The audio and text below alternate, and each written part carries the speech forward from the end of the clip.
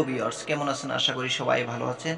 দেখুন, আজকে আবারও আরেকটি মন্ত্র নিয়ে আপনাদের সামনে উপস্থিত হয়েছি। এই মন্ত্রটির সাহায্যে যে কোনো মাস্টারের বা গুরুর মন্ত্র আপনার কাছে ট্রান্সফার করে আনতে পারবেন। কিভাবে আনবেন সেটাও আমি বলবো।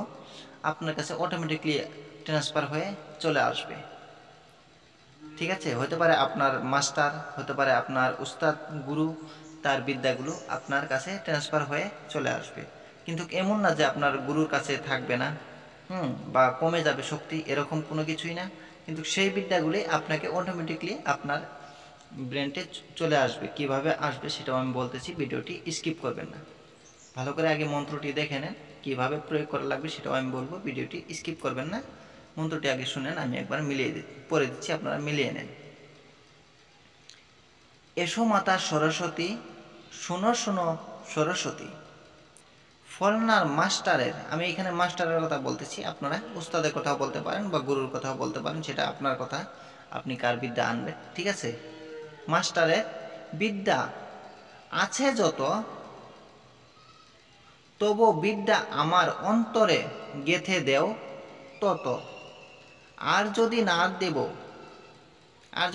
দিবে, তবে শিবের মাথায় 2 পা মুছিবে। ঠিক আছে, আমি আবারও করে দিচ্ছি, আপনারা মিলিয়ে নেন, পারলে লিখে নেন, আর না হলে স্ক্রিনশট মেরে নেন। এসো মাতা সরস্বতী, শুনো শোনো সরস্বতী, ফলনার মাস্টারের বিদ্যা আছে যত, তবু বিদ্যা আমার অন্তরে গেথে দেও তত। আর যদি না দিবে, তবে শিবের মাথায় 2 পা মুছিবে। ঠিক আছে, আশা করি আপনারা মন্ত্রটি লিখে নিয়েছেন, আর না হলে স্ক্রিনশট মেরে নিয়েছেন। এখন এই মন্ত্রটি কিভাবে প্রয়োগ করবেন। এই মন্ত্রটি আপনারা প্রতিদিনই পাঠ করবেন আর আপনার বুকে ফু দিবেন। এখানে তো দেওয়া আছে 7 দিনেই হয়ে যায়, কারো কারো 7 দিনে হয়ে যায়, আর কারো কারো কিন্তু 7 দিনের বেশিও লাগতে পারে, 41 দিন পর্যন্ত লাগতে পারে। ঠিক আছে, আপনারা বিশ্বাস ভক্তি রেখে মন্ত্রের উপর তারপরে কাজ করবেন, অবশ্যই কাজের রেজাল্ট পাবেন। আপনার স্বপ্নের মাধ্যমে হোক, আপনার যেভাবেই হোক, আপনার ভিতরে কিন্তু এই মন্ত্রগুলো, বিদ্যাগুলো অটোমেটিকলি শিক্ষা হয়ে যাবে।